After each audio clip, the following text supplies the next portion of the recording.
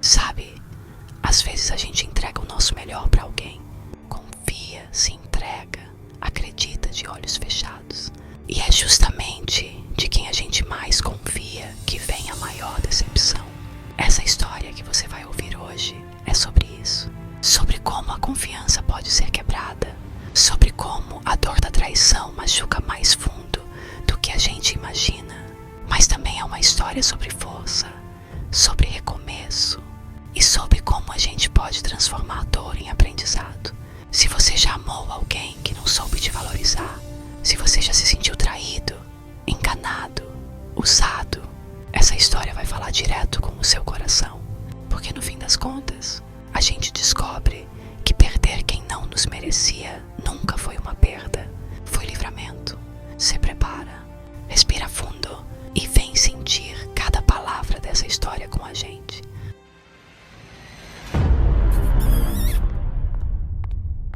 Relatos de traição.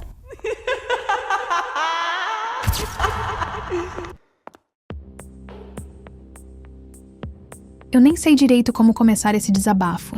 Só sei que tem coisas que a gente passa que parece que são inventadas de tão absurdas, mas infelizmente é real. Real demais pra minha cabeça, pro meu coração. Eu vivi 2 anos ao lado de um homem que pra mim era tudo. Tudo. Eu confiava nele com os olhos fechados. Achava que ele era o parceiro da minha vida. Planejava até casamento. E sabe o que eu ganhei? Uma traição tão grande que até hoje, mesmo contando aqui, sinto a garganta apertar. Aconteceu assim. De um tempo pra cá, ele andava estranho, frio, indiferente. Mas eu, cega de amor, achava que era estresse do trabalho, sabe? Problemas normais. Até que um dia, sem querer, mexendo nas redes sociais dele, descobri. Ele não estava só me traindo. Ele estava me traindo com 3 outras mulheres. É isso mesmo. Eu era uma entre 4.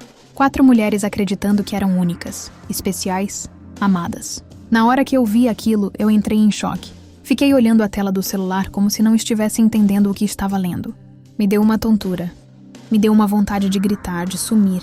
Chorei tanto aquela noite. Chorei de soluçar. Chorei de raiva, de vergonha, decepção. Eu pensava, como é que alguém que dizia que me amava foi capaz de fazer isso? Como é que eu não percebi nada? Como fui tão burra? Essas perguntas não saíam da minha cabeça. Passei dias trancada em casa, sem vontade de comer, sem vontade de viver.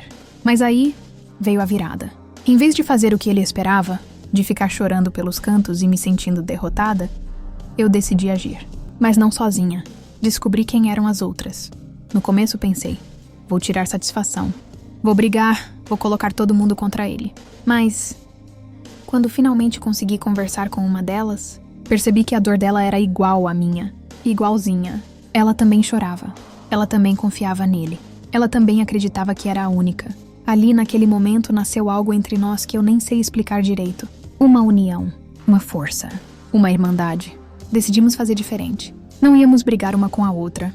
Íamos nos unir. Íamos dar o troco à altura. E quando a terceira e a quarta souberam? Mesma coisa. As 3 estavam tão arrasadas quanto eu. Marcamos um encontro. Sentamos num café. E ali a gente arquitetou o plano. Vou confessar que no começo eu fiquei com medo. Será que não era melhor simplesmente esquecer? Seguir em frente? Mas cada uma tinha sofrido tanto. Cada lágrima que a gente derramou por causa dele virou combustível. E o plano nasceu. Uma delas, a Lúcia, vou chamar assim. Era muito amiga da esposa do chefe dele. Aí ela disse: se vocês quiserem, eu sei como acabar com essa fachada de bom moço dele no trabalho. Vou falar com a esposa do boss. A outra, a Renata, tinha uma amiga que era tipo uma sedutora profissional, sabe? Ela só precisava de um empurrãozinho pra jogar o charme. Deixa comigo. A minha amiga faz ele cair feito patinho. Em poucos dias, ele se entrega. Aí a gente prova pra todo mundo que ele é o cafajeste que é. E eu, do meu lado, pensei numa forma de ajudar também. Eu sabia que ele era super ciumento com o celular. Então, eu teria que arranjar um jeito de ter acesso sem levantar suspeitas. Foi aí que eu bolei a desculpa. Vou dizer que roubaram o meu telefone. Aí vou pedir pra usar o dele enquanto não compro outro. Todas toparam. Nos demos as mãos ali naquele café. E prometemos. A dor que ele causou em nós vai se transformar em justiça. O plano estava traçado. E o melhor de tudo, a gente estava unida. Não era só sobre vingança. Era sobre mostrar pra nós mesmas que a gente não era fraca. Era sobre colocar um fim naquela palhaçada toda. E ainda virar o jogo. No dia seguinte, eu procurei ele com aquele jeitinho bem convincente. Amor, você não vai acreditar. Me assaltaram hoje. Levaram meu celular. Tô sem nada. Você pode me emprestar o seu até eu resolver isso? Ele ficou meio desconfiado, mas acabou cedendo. Sempre se achando um maior esperto, né? Mal sabia que a casa dele já estava começando a cair. Enquanto isso, a Renata mexia seus pauzinhos. A amiga dela, que a gente vai chamar de Paula, era linda. Linda de parar o trânsito.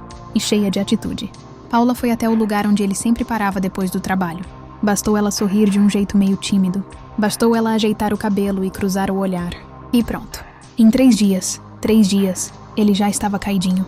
Mandando mensagem, marcando encontro, fazendo planos. Como se não tivesse nenhuma mulher esperando ele em casa. A cada print que a Paula mandava pra gente, o meu coração disparava. Era uma mistura de raiva, nojo e um certo alívio. Alívio de ver que o problema nunca foi comigo. Que eu nunca fui insuficiente. Que a culpa nunca foi minha. Ele simplesmente era podre.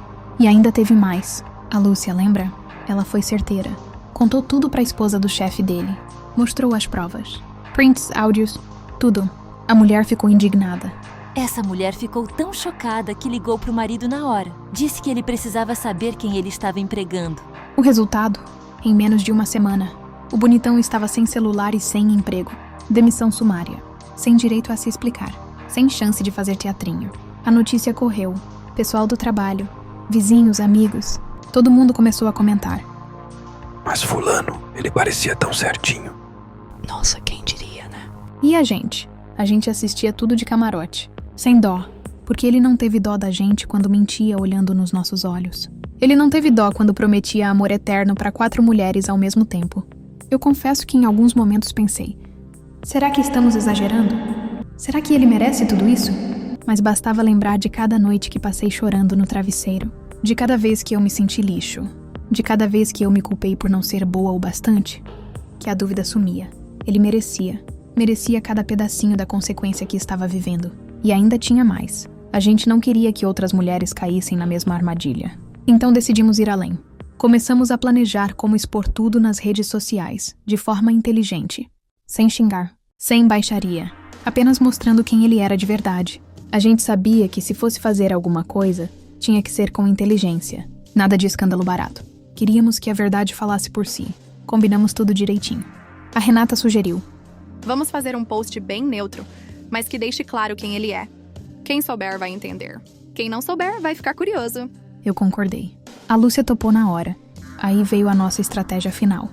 Juntar todas as provas, prints, fotos, conversas, e criar uma postagem no estilo alerta, sem citar o nome direto. Só mostrando os comportamentos, as atitudes, as mentiras. A primeira frase do post seria: cuidado com os lobos em pele de cordeiro. E o resto seria só uma sequência de situações típicas de Cafajeste, com indiretas tão diretas que quem conhecesse ele ia sacar na hora. Enquanto preparávamos isso, ele, coitado, estava desesperado. Sem celular, sem emprego, sem entender direito como tudo desmoronou tão rápido. Me mandava mensagens pelo WhatsApp web. Amor, eu preciso falar com você. Não sei o que aconteceu. Tô perdendo tudo. Eu só lia e ficava em silêncio. Às vezes até me dava uma pontada no peito, confesso. Mas logo me lembrava de todas as vezes que eu precisei dele e ele estava ocupado demais mentindo pra mim. E a parte mais surreal ainda estava por vir. A Lúcia contou que a esposa do chefe dele, aquela que soube de tudo, era parente distante da dona de uma rede de lojas da cidade. Ou seja, onde ele tentasse se recolocar profissionalmente, a fama dele já teria chegado antes. Era como se o mundo estivesse conspirando a nosso favor. Na sexta-feira, às 18 horas, fizemos o post. Cada uma de nós publicou a mesma coisa, ao mesmo tempo, nas nossas redes sociais. Fotos dele? Nenhuma. Mas para quem conhecia a história, o recado era mais do que claro. Os comentários começaram a bombar. Nossa, tô até com medo de quem seja. Aí conheço um que se encaixa perfeitamente nisso aí, viu? Esses caras têm que ser expostos mesmo. A cada comentário, a nossa coragem aumentava. O sentimento de justiça ia curando um pedacinho da ferida que ele deixou. E ele começou a mandar mensagens desesperadas pra mim, pra Lúcia, pra Renata. Pelo amor de Deus, vocês estão acabando com a minha vida. Eu errei, mas não é pra tanto. Não é pra tanto? Ah, se ele soubesse o que é passar noites inteiras chorando no travesseiro. Se ele soubesse o que é duvidar de si mesma, por causa de quem só sabe brincar com sentimentos. Não, meu bem. Era pra tanto, sim. Cada lágrima nossa virou uma parte da tempestade que caiu na cabeça dele. Depois da postagem, o tempo começou a trabalhar a nosso favor. Em poucos dias, ele virou assunto. As fofocas se espalharam como fogo em capim seco. Muita gente que antes o tratava como bom partido, agora atravessava a rua para não ter que cumprimentar. Algumas pessoas tentaram defender, claro. Diziam que era exagero, que todo mundo merece uma segunda chance. Mas a verdade era maior e mais forte. A verdade era que ele brincou com sentimentos puros. Pisou em pessoas que só queriam amá-lo. E quando a gente contou essa história para uma conhecida que era filha de uma das donas de uma rede social bem famosa da cidade, ela deu a sugestão final. Postem no grupo das meninas da cidade. Avisem outras mulheres. É um serviço de utilidade pública. Demoramos um pouco para decidir. Será que seria demais? Será que a gente estaria se rebaixando? Mas aí a Renata disse algo que nunca vou esquecer. Não é vingança, é proteção. Quantas de nós choraram sozinhas achando que eram culpadas? Quantas ainda vão chorar se ninguém avisar? E aquilo bateu forte no meu peito. Era isso. A gente não estava fazendo isso só por nós. Era por todas. Postamos nos grupos privados, de forma discreta, mas clara. As provas falavam por si. Alguns dias depois, chegou até nós que ele tentou se aproximar de uma nova garota. E ela já sabia. Já tinha ouvido a história. Já tinha visto os prints. Obrigada por avisarem. Me livrei de uma encrenca. Quando li isso, chorei. Chorei de alívio. Chorei porque finalmente a roda tinha virado. Mas no fundo eu sabia. Mesmo com toda essa sensação de justiça, a ferida ainda estava ali. Porque traição é isso, né? Não é só perder a pessoa. É perder a imagem que você criou dela. É se sentir burra, enganada, usada. E o que dói não é o fim. É o que o fim faz a gente questionar. Será que eu sou o suficiente? Será que algum dia eu vou confiar em alguém de novo? Eu ainda estou reconstruindo minhas respostas. Ainda estou aprendendo a confiar em mim mesma outra vez. Mas uma coisa é certa. Eu nunca mais vou me diminuir para caber no mundinho de ninguém.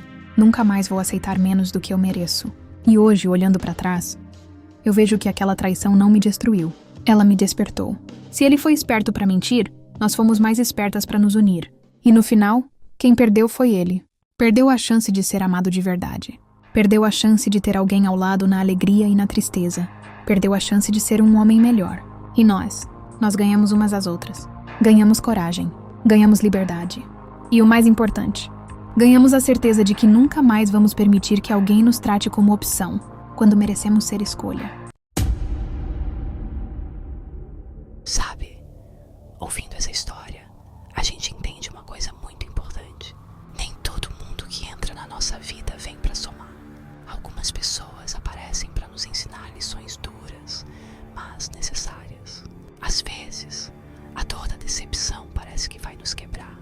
A gente sente vergonha, culpa, raiva, fica se perguntando onde foi que errou. Mas a verdade é que a traição diz mais sobre quem trai do que sobre quem foi traído. Se você deu amor, deu carinho, deu respeito, então você não errou. Você foi luz para quem só sabia viver na sombra. A gente precisa entender que não é nossa culpa se alguém não soube valorizar o que tinha nas mãos. O erro é de quem perdeu, não de quem amou de verdade. E se tem uma coisa que essa história ensina, é que ninguém precisa se vingar para provar seu valor. A verdadeira vitória é levantar a cabeça, é se curar, é seguir em frente melhor e mais forte. Se hoje você sente que o mundo desabou por causa de uma traição, respira fundo. Um coração partido dói, mas ele também ensina, ele também fortalece. Um dia, você ainda vai olhar para trás e entender. Aquele fim era o começo da sua liberdade. Cuide de você, respeite a sua dor, mas não se